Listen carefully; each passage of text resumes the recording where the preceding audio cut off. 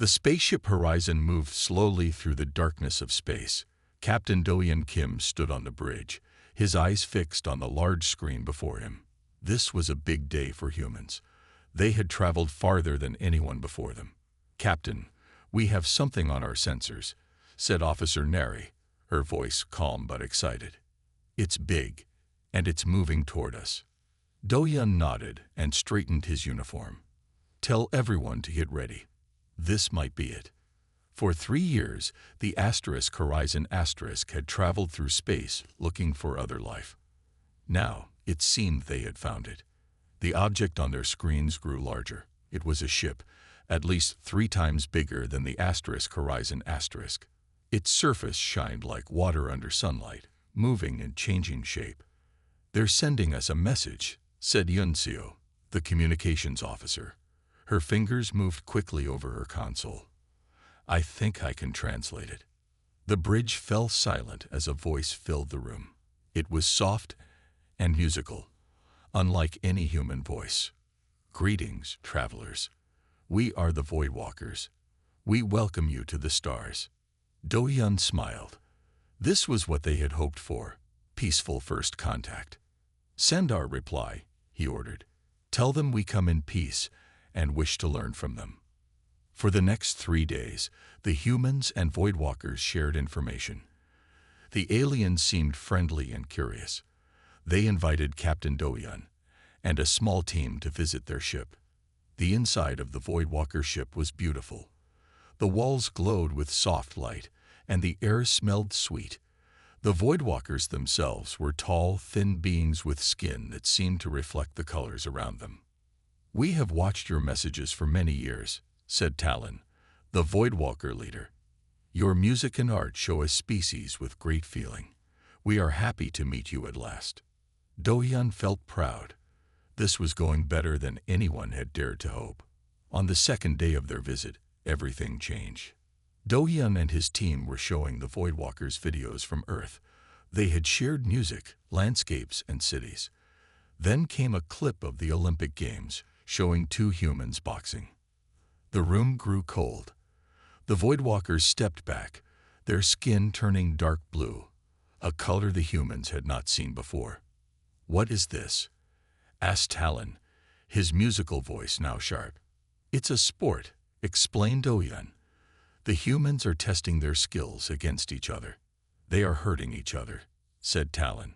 "For entertainment." Do-hyun tried to explain. "They are trained. There are rules to keep them safe." But the Voidwalkers would not listen. They spoke quickly to each other in their own language, their skin flashing with colors. Finally, Talon turned to Do-hyun. "We must ask you to leave our ship now." "I don't understand," said Do-hyun. "Have we offended you? Please, let us explain." "There is nothing to explain," said Talon. His voice was sad. "We thought you were like us, but you are beasts. Your kind enjoys violence. You make games of pain." "That's not fair," said Lieutenant Minho, stepping forward. "You're judging our whole species based on one video. We have seen enough." 6 months had passed since the meeting with the Voidwalkers, 6 long months of waiting and worry. Captain Do-hyun Kim sat in his office at Earth Space Command Headquarters in Seoul. He stared at the reports on his screen. None of them had good news. "Captain, Dr. Park is here to see you," said his assistant through the door. "Send her in," said Do-hyun, standing up. Dr. Jaya Park walked in, carrying a tablet. She looked tired. Her eyes had dark circles under them, and her hair was tied back in a messy knot. "I found something," she said without greeting. She placed her tablet on his desk. "Look at this." Do-hyun looked at the screen. It showed a diagram of the solar system with a strange pattern around it. "What am I seeing?" he asked. "The reason why none of our ships can leave the solar system," she said. "The Voidwalkers have built a barrier around us. We're trapped." Do-hyun felt cold. For months, every ship that tried to travel beyond Mars had turned back, reporting strange engine failures. Now they knew why. "How did you find this?" he asked. "New sensors on our deep space probes," she explained. The barrier is made of energy we've never seen before. It stops our engines from working if we try to pass through it. Do-Yun sat down heavily. They've put us in a cage. Like animals. Like beasts. Dr. Park agreed. That's what they called us, right? Later that day, Do-Yun joined the emergency meeting of the United Earth Council. Leaders from all nations gathered in the big hall, their faces showing fear and anger. We are running out of resources, said the council president. Without access to mining operations beyond our system, many industries will fail within a year. Have we tried to contact the Voidwalkers? Asked a woman from the African Union. We've sent thousands of messages, replied Do-Yun. They don't answer. Maybe they're preparing to attack, suggested another council member. I don't think so, said Do-Yun. If they wanted to destroy us, they could have done it already. They're stronger than us. I think they want to contain us, to protect the rest of the galaxy from what they see as dangerous animals. The room fell silent. So what do we do? Asked the president. We can't break through their barrier. We can't talk to them. Do we just wait until we run out of resources and start fighting each other for what's left? A man stood up at the back of the room. Do-Yun recognized him as Tae-Woo Lee, a military strategist known for thinking differently. Maybe, said Tae-Woo, we should show them they're right. Everyone turned to look at him. What do you mean? Asked the president. The Voidwalkers fear our capacity for violence, Tae-Woo explained. They ran away when they saw humans boxing. They think we're dangerous beasts. He smiled. So let's show them what real beasts can do when they're cornered. Are you suggesting we attack them? Asked Do-Yun. We don't even know how to get past the barrier. Not yet, said Tae-Woo. But Dr. Park's discovery is the first step. Now we know what we're facing. And if there's one thing humans are good at, it's finding ways through walls. The council broke into loud discussion. Some were scared, some angry, some curious about Tae-Woo's idea. Do-Yun looked at Dr. Park. Can you find a way through the barrier?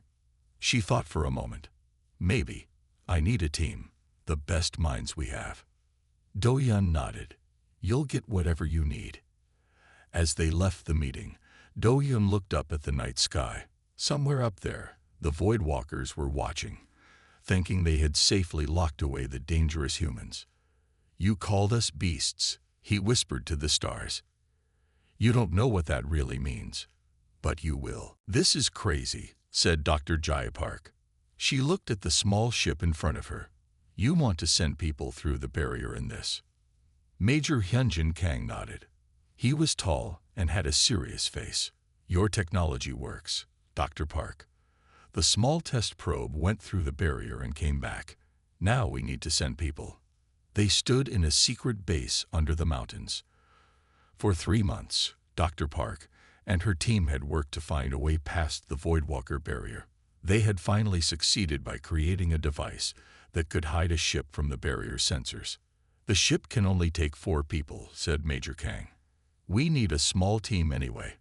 Less chance of being seen. Who's going? Asked Dr. Park. I will lead the mission, said Major Kang. I've also chosen the best people for the job. As if on cue, 3 people walked into the room.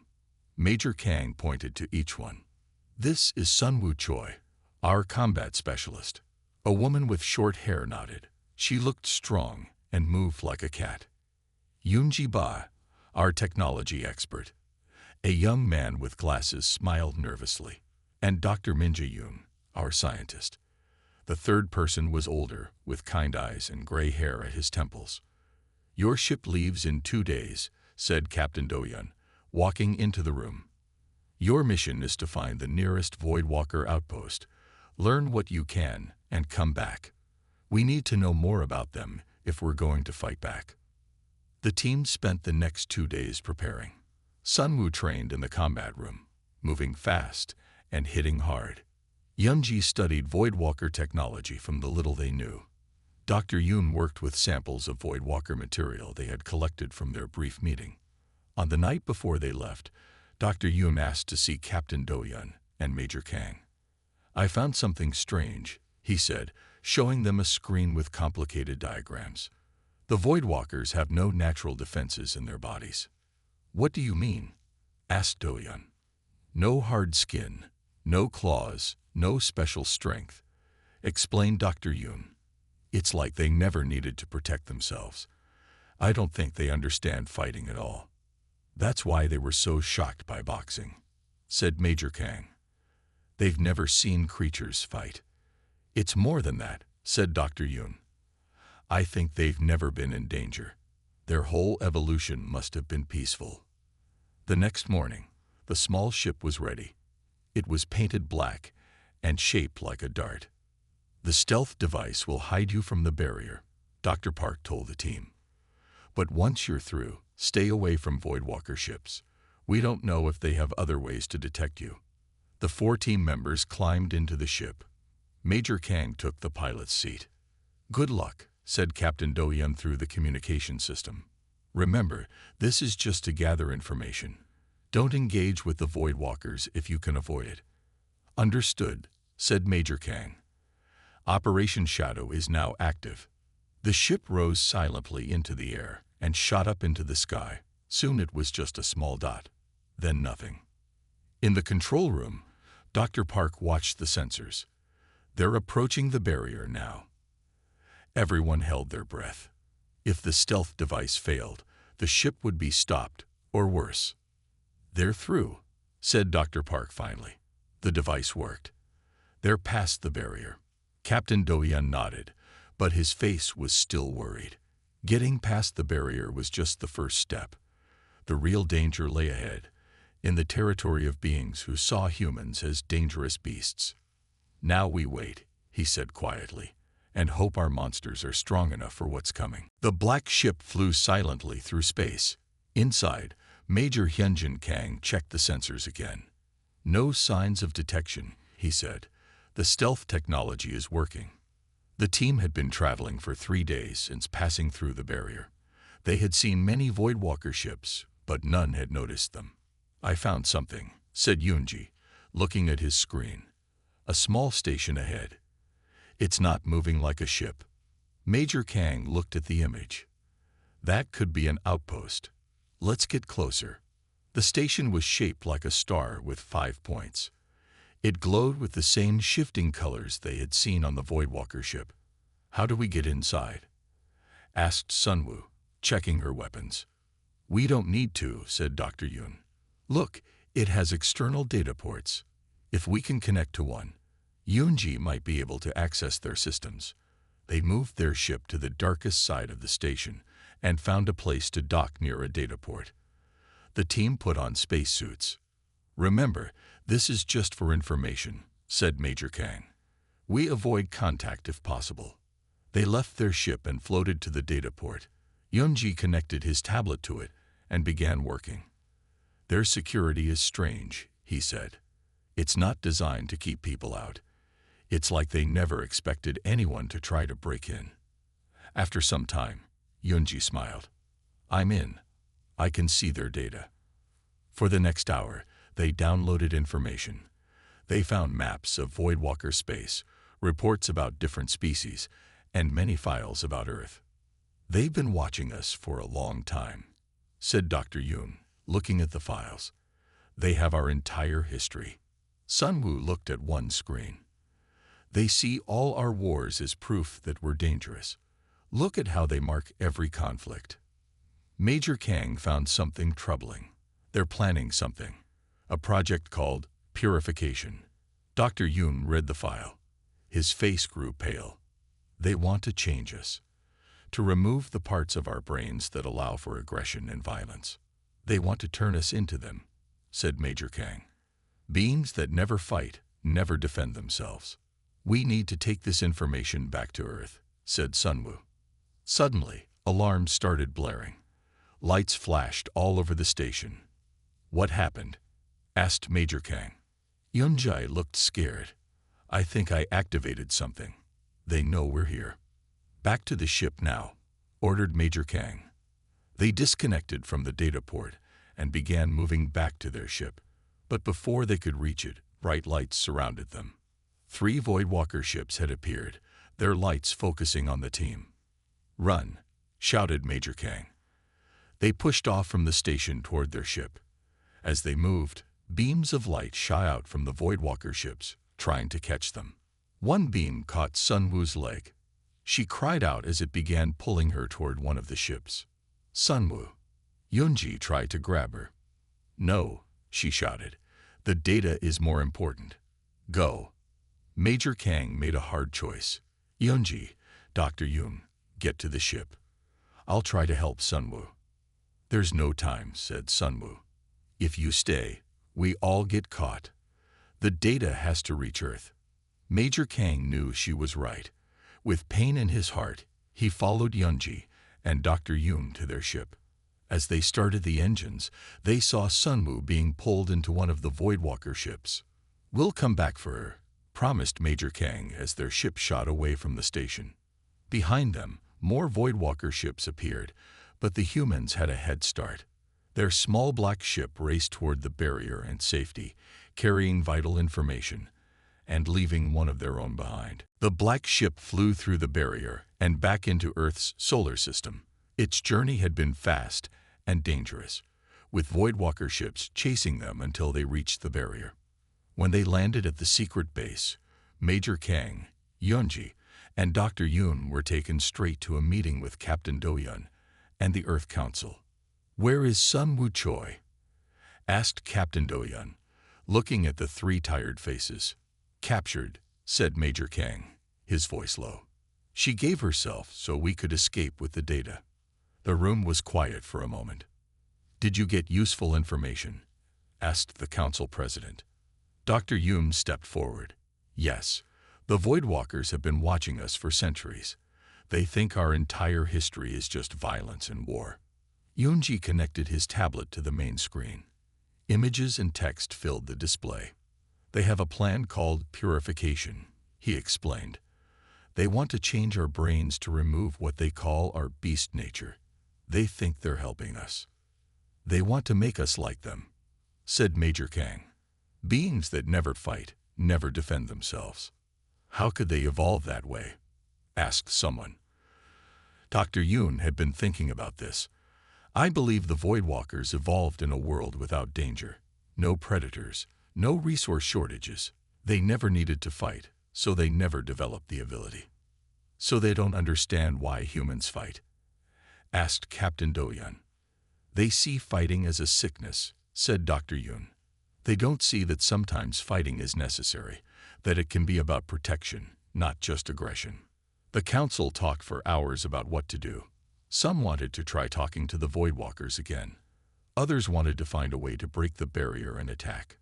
As they argued, Dr. Jai Park sat quietly, thinking. Finally, she spoke. "The Voidwalkers fear what they don't understand," she said. "They saw humans boxing and thought we were just violent for fun. They've been watching our wars but not seeing why we fight them." "What are you suggesting?" asked Captain Do-Yun. "Show them the truth," said Dr. Park. "Not just our capacity for violence, but why we use it. Show them that we fight to protect, to defend." Captain Do-Yun nodded slowly. "We need to make them understand that being able to fight doesn't make us beasts, it makes us survivors." Meanwhile, far beyond the barrier, Sun Wu Choi was in a bright room on a Voidwalker ship. There were no bars, no chains, but she couldn't leave. Some kind of energy field kept her in the room. Voidwalkers came to see her every day. They didn't hurt her. They just watched her and asked questions. "Why do humans fight?" one asked. "Why do you train to hurt others?" "We train to protect ourselves and those we care about," Sun Wu answered. "Fighting isn't always about hurting. Sometimes it's about preventing harm." The Voidwalkers didn't seem to understand. They showed her videos of human wars, sports, even children playing rough games. "You enjoy violence," one said. "It's in your nature." Sun Wu tried to explain that humans were complex, that they could be both gentle and fierce, but the Voidwalkers only saw what they expected to see. One day, a new Voidwalker came to her room. This one was smaller than the others, its skin changing colors more quickly. "I am a student of other species," it said. "I want to understand why you sacrifice." "What do you mean?" asked Sunwoo. "You let yourself be captured so others could escape. This is not a beast behavior. This is something else." For the first time, Sunwoo smiled. Maybe not all Voidwalkers were the same. Maybe this one could learn. Back on Earth, Captain Do-yeon announced the new plan to the Council. "We will show the Voidwalkers what humanity really is," he said. "Not just our darkness, but our light. Not just our capacity for violence, but our willingness to sacrifice. We will show them our true monsters and why they exist." "We are ready," said Dr. Jayapark. She stood before a row of ships in the underground base. Each one was equipped with her stealth technology. Captain Do-yeon nodded. "How many can get through the barrier?" "All of them," said Dr. Park. "But they will only stay hidden for a few hours. After that, the Voidwalkers will be able to see them." "A few hours is all we need," said Captain Do-yeon. He turned to the pilots and soldiers waiting nearby. "Remember the plan. We don't want to hurt the Voidwalkers. We want to show them who we really are." The Earth Council had approved a bold plan. They would send 20 ships through the barrier. Their targets were not Voidwalker cities or civilian areas, but military bases and the machines controlling the barrier around Earth. Major Hyunjin Kang would lead one team to find and rescue Sunwoo. Captain Do-yeon would command the main fleet. As the ships prepared to leave, Dr. Yoon approached Captain Do-yeon. "I have been studying the Voidwalker data," he said. "They are not evil. They are just very different from us. They truly believe they are helping." "I know," said Captain Do-yeon. "That's why we won't kill them if we can help it. But we must show them that humans will not be changed or controlled." The ships left Earth one by one, flying fast toward the barrier.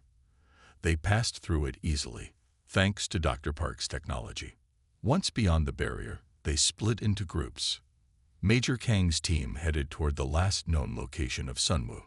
The other ships moved toward their targets. In his command ship, Captain Do-yeon watched the screens as they approached the first Voidwalker military base. It was a large station floating in space, with many ships docked around it. "They don't see us yet," said his pilot, Nari. "But their sensors are starting to pick up something strange." "Get ready," ordered Captain Do-yeon. "Start the broadcast." All the human ships began sending the same message to every Voidwalker communication system. "People of the Void, you called us beasts without understanding that predators are not merely violent. They are necessary for balance. Now see what happens when you threaten our home." The human ships attacked the military base with careful precision. They disabled weapons and engines, but avoided areas where Voidwalkers lived. They showed skill and control, not wild violence. On the Voidwalker ships and stations, confusion spread. They had never been attacked before. They did not know how to fight back. Some ships fled. Others simply shut down their systems. Captain Do-yeon's ship docked at the main station. He led a team inside, where they found the control room. The Voidwalkers inside stared at the humans with fear. "We do not wish to hurt you," said Captain Do-yeon. "But we will not allow you to change our nature or keep us prisoners in our own system." One Voidwalker stepped forward. Its skin was dark blue with flashes of gold. "You attack us, yet claim you are not violent," it said. "You prove what we believed." "No," said Captain Do-yeon. "We show you what you failed to understand. We can fight, yes, but look how we fight." He gestured to the screens showing the battle outside. No civilian targets. Minimum damage. Maximum control. These are not the actions of mindless beasts, but of beings who understand both war and peace. The Voidwalker seemed confused. "If you were truly the monsters we thought," it said slowly, "you would have destroyed us already." "Exactly," said Captain Do-yeon. "Now, take us to your leaders. It's time we understood each other." Meanwhile, Major Kang's team was moving through another Voidwalker station, searching for Sunwoo. The mission to save one human would show the Voidwalkers something they had never understood. Humans would risk everything for their own. Major Hyunjin Kang led his team through the quiet halls of the Voidwalker research station. Yoonji Ba walked beside him, looking at a small screen in his hand. "According to the data we got earlier, Sunwoo should be on this level," said Yoonji. "But I can't tell which room." The station was strangely empty. Most of the Voidwalkers had left when the humans attacked other bases. Those who stayed did not know how to fight. Dr. Min Jae-yoon pointed down a hall. "More light there. Maybe that's where they keep important things." The team moved carefully toward the light. They found a door that was different from the others. It glowed with shifting colors. "Can you open it?" asked Major Kang. Yoonji studied the door for a moment, then pressed his hand against it. To everyone's surprise, it opened easily. "They really don't understand security," said Yoonji. They never expected anyone to break in. Inside was a large room filled with screens and strange equipment. In the center was a clear tube reaching from floor to ceiling. Inside the tube was Sunwoo. She saw them and her eyes went wide. She said something, but they couldn't hear her through the tube. "Get her out," ordered Major Kang. Yoonji and Dr. Yoon went to work on the controls. After a few minutes, the tube opened with a soft hiss. Sunwoo stepped out, looking tired but unhurt. "Took you long enough," she said with a small smile. "Are you okay?" asked Major Kang. "Did they hurt you?" "No," said Sunwoo. "They just watched me, asked questions, showed me videos. They were trying to understand why humans fight." "Did you tell them?" asked Dr. Yoon. "I tried," said Sunwoo. "But they didn't get it, except maybe one of them, a young one." As they spoke, a door on the other side of the room opened. A small Voidwalker entered. Its skin was changing colors rapidly. "It's the young one I told you about," whispered Sunwoo. The teen raised their weapons, but Sunwoo stepped forward. "Wait," she said. "This one is different." The Voidwalker stopped, looking at the humans. "You came back for her," it said in a musical voice. "Why?" "We don't leave our people behind," said Major Kang. "Even though it puts you in danger?" asked the Voidwalker. "Especially then," said Sunwoo. "That's what I've been trying to tell you. Humans fight, yes, but we fight for things that matter, for each other, for our home, for what's right." The Voidwalker's skin turned a deep blue, which Sunwoo had learned meant it was thinking deeply. "The others are watching you attack our bases," it said. "They see it as proof you are dangerous. But I have been watching Sunwoo. I have seen something else." The Voidwalker went to a control panel and pressed some buttons. Screens around the room lit up, showing videos of Sunwoo during her captivity. There was Sunwoo sharing her food with a small animal the Voidwalkers had put in her room. Sunwoo helping a Voidwalker who had fallen. Sunwoo refusing to hurt another being even when they tried to make her angry. "I have been recording," said the Voidwalker. "Showing others. Some are starting to question what we believed about humans." Major Kang looked at the screens, then at the Voidwalker. "Will you help us?" The Voidwalker's skin turned a color they hadn't seen before, a bright, clear gold. "Yes," it said. "I will help you show my people the truth." The Voidwalker went to another panel and pressed more buttons. Suddenly, all the videos of Sunwoo were playing on every screen in the station. And not just in this station. They were being sent to Voidwalker ships and bases throughout their space. "Now they will see," said the Voidwalker. "Not just the beast you can be, but the human you truly are." Sunwoo looked at her new ally with respect. "What is your name?" she asked. "In your language you can call me June," said the Voidwalker. Together, the humans and their unexpected ally left the research station, heading back to join Captain Do-yeon and the main fleet. The real fight was just beginning. Not a fight with weapons, but a fight for understanding. Captain Do-yeon Kim stood in the grand meeting hall of the Voidwalker High Council. The room was huge, with walls that shifted colors like the Voidwalkers themselves. Around him, dozens of the alien beings watched with skin tones ranging from deep blue to anxious purple. "Your attack was unexpected," said the head counselor, a tall voidwalker with patterns of light moving across its body.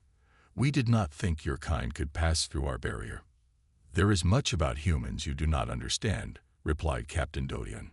The human fleet had achieved its goals. They had disabled the machines controlling the barrier and proved that Earth would not accept being caged. Now was the time for talking, not fighting. "Why did you not destroy us?" asked another counselor. "You had the power." Before Captain Dodian could answer, the doors to the hall opened. Major Kang entered with his team. Behind them came Sunwoo, and to everyone's surprise, a voidwalker. "June," said the head counselor, "what are you doing with these humans?" The young voidwalker stepped forward, its skin glowing gold.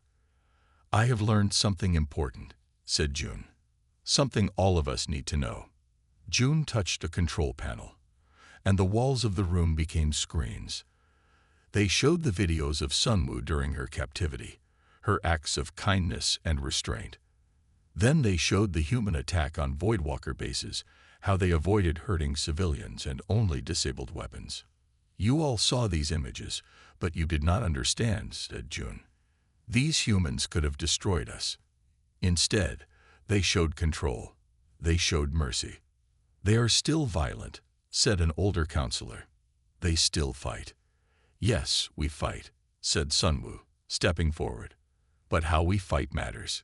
Who we fight for matters." Dr. Yoon joined her. "Voidwalkers evolved without predators, without threats. You never needed to defend yourselves or others, but humans evolved in a dangerous world. Fighting was necessary for survival. Not just our survival," added Major Kang, "but the survival of those we protect." The council room was silent. The voidwalkers' skin tones shifted as they thought about these ideas. "There is another thing," said June. "I have been studying human history more carefully. They do not just fight wars. They also create art, music, and build communities. They heal the sick and help the weak. Because we know both peace and violence, we value peace more," said Captain Dodian. "We understand its cost." One of the younger counselors moved forward, its skin turning a thoughtful green. "I have reviewed the data from the human ship we first met," it said. "We judged them too quickly. We saw only their capacity for violence, not the reasons behind it. Or the controls they place on it," added June. The head counselor's skin rippled with patches of blue and gold. "This is troubling. We may have been wrong." Around the room, voidwalkers were talking to each other. Some seemed angry, their skin dark red. Others looked curious, with swirls of green and blue. "The council must discuss this," said the head counselor. "This changes much of what we believed." Captain Dodian nodded. "We did not come to harm you. We came to be understood. And to rescue our companion," added Major Kang, looking at Sunwoo. The head counselor studied the humans for a long moment. Its skin settled into a calm blue. "You showed us your capacity for violence," it said, "but also your capacity for restraint. Perhaps there is more to learn from each other." As the humans left the council chamber, June came with them. "They will debate for days," said the young voidwalker. "But change has begun. Some now see humans not as simple beasts, but as complex beings worthy of respect." Captain Dodian looked back at the council chamber. "We showed them our monsters," he said quietly. "Now let us show them our humanity." 3 months had passed since the meeting with the Voidwalker High Council. Captain Dodian Kim stood at the window of the new human embassy on the Voidwalker homeworld. The city below was beautiful, with buildings that changed colors with the light. "The council is ready to see you now," said June, entering the room. The young Voidwalker had become the official link between humans and Voidwalkers. Its skin now often showed patterns of both Voidwalker blue and what June called human gold, a color it had created to show its new understanding. Captain Dodian nodded and followed June to the council chamber. Dr. Min Ji-yoon walked beside him, carrying data tablets. The chamber was full, not just with council members, but with voidwalkers from many parts of their society. Some looked curious, others still seemed unsure about humans.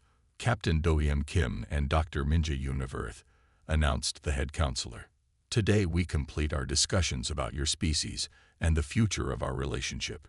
For 3 months, teams of humans and Voidwalkers had been meeting. Humans had shared their history, art, and science. Voidwalkers had studied and debated what they learned. We have reached a decision, continued the head counselor. The barrier around your solar system has been removed completely. Earth is free. A happy murmur went through the human delegation. Furthermore, said the counselor, we wish to establish regular trade and cultural exchange with humans. We have much to learn from each other. Captain Do-Yeon stepped forward. We are pleased to hear this. But I must ask, what changed your minds? A different counselor answered, one who had been most against humans before. We studied your history more carefully, it said. We saw that your capacity for violence evolved alongside your capacity for self-sacrifice and cooperation. One could not exist without the other. Dr. Yoon nodded. That is what we try to explain. Humans can be fierce when threatened, but our greatest strength is not in fighting, but in why we fight. We have never known predators or danger, said the head counselor. We never developed the ability to defend ourselves or others. We thought this made us more advanced, but now we see it simply made us different. Some of us still fear what humans might do with their capacity for violence, added another counselor. But we recognize now that removing that capacity would destroy what makes you who you are. June stepped forward, its skin glowing with complex patterns. I have lived among humans these past months, it said. I have seen their passion, their creativity, their willingness to protect others at personal cost. These qualities all come from the same source as their capacity for violence, their intense drive to live and help others live. Captain Do-Yeon looked around the chamber. When we first met, you called us beasts. You saw only one side of our nature. We were wrong, admitted the head counselor. You showed us your monsters, your capacity for controlled violence, for strategic thinking, for fighting with purpose. But you also showed us your humanity, your compassion, your sacrifice, your restraint. Perhaps, said Dr. Yoon, both our species can learn from each other. You can teach us about peace that comes from never knowing violence. We can teach you about peace that comes from choosing it over violence. The head counselor's skin turned a new color, a blend of Voidwalker blue and human gold.